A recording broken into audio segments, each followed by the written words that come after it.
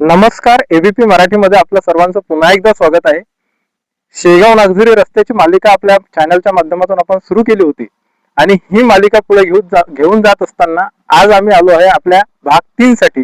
भाग 3 साठी आल्यानंतर आपण माझ्या पाठीमागे बघू शकता किंवा माझ्या आजूबाजूला बघू शकता. मी सध्या उभा आहे नागझरीच्या रेल्वेचा जो पूल आहे त्या पुलाच्या पलीकडे, म्हणजे ज्या रस्त्याने आपण कसुरा मार्गे अकोल्याला जातो त्याच रस्त्यावरती आता सध्या आम्ही उभे आहेत.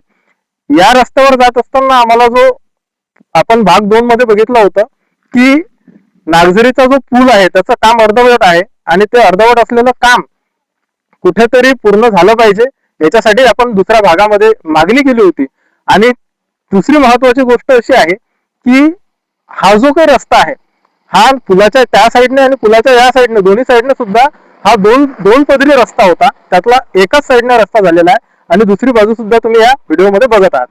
आता प्रश्न असा निर्माण होतो की अकोल्यापासून शेगाव पर्यंत जर हीच परिस्थिती असेल आणि तो पूल जर अर्धवट असेल तर मग इथला कॉन्ट्रॅक्टर झोपी गेला का, हा सगळ्यात पहिला प्रश्न निर्माण होतो. दुसरा प्रश्न निर्माण होतो की प्रशासनाने या कामाला मंजुरात दिली, याचे टेंडर निघाले, मग काम पूर्ण न होता याचे बिल निघाले का, हा दुसरा प्रश्न निर्माण होतो. आणि हा सगळा घोळ जनतेसमोर जनतेचा पैसा झालेली नासाडी आहे, तर याला जबाबदार कोण आहे, या रस्त्याची जबाबदारी कोण घेणार आहे. आज नागरिकांमध्ये असंतोष निर्माण झालेला आहे. आपल्या पहिल्या भागाच्या नंतर नागझरी रस्त्याच्या बाबतीत कुठेतरी नागझरीच्या मंदिरासमोरचा जो रस्ता होता तो रस्ता प्रशासनाच्या माध्यमातून आता पॅच मारून किंवा डांबर करून तो व्यवस्थित करण्यात आला. मग त्याचं काम झालं तर कुठेतरी याची दखल घेतली गेली नाही का, हा प्रश्न आमच्या चॅनलच्या माध्यमातून निर्माण होत आहे.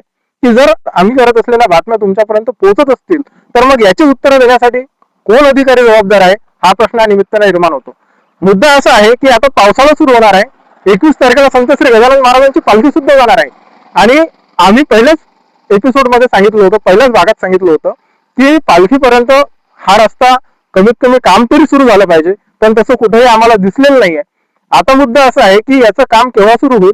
हा भाग 3 आहे, तुम्ही बघू शकता. भाग 3 मध्ये तीच परिस्थिती आहे. भाग 4 भाग 5 आम्ही अकोल्यापर्यंत जाणारच आहे. पण मुद्दा असा निर्माण झाला, या पुलाची मालिका घेत असताना आम्ही जेव्हा रेल्वेच्या पुलापर्यंत पोहोचलो तेव्हा तिथे आम्हाला एक वेगळाच प्रकार दिसला.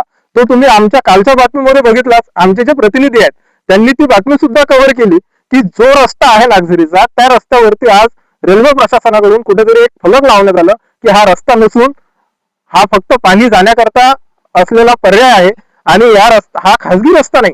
मग आता प्रश्न निर्माण होत आहे की जर हा रस्ताच नाही तर मग हा रस्ता पास झाला कसा, पास झाला तर मग याचं टेंडर निघालं कसं, टेंडर भरला गेलं कसं, आणि इतक्या दिवसापासून हा अर्धवट परिस्थितीत पडलेला रस्ता कसा आहे. आज एवढा मोठा पूल या ठिकाणी नागझरीच्या त्या नदीवरती बांधण्यात आला. सार्वजनिक बांधकाम विभागाने हा बांधलेला पूल आणि हा वाया गेलेला पैसा याला जबाबदार कोण आहे, हा प्रश्न सुद्धा या निमित्त निर्माण होतो. आणि जर रेल्वेकडून या ठिकाणी प्रतिबंध लावण्यात आलेला असेल तर मग कुठेतरी याच्यात मार्ग केव्हा निघणार आहे आणि लोकांना हा रस्ता कधी चांगला होऊन भेटणार आहे, हा सुद्धा एक प्रश्न आहे. पुढे पावसाळ्याचे दिवस आहेत. भाग 4 मध्ये नक्कीच भेटू. एबीपी मराठीसाठी विठ्ठल अवताळे, समीर देशमुख, शेगाव.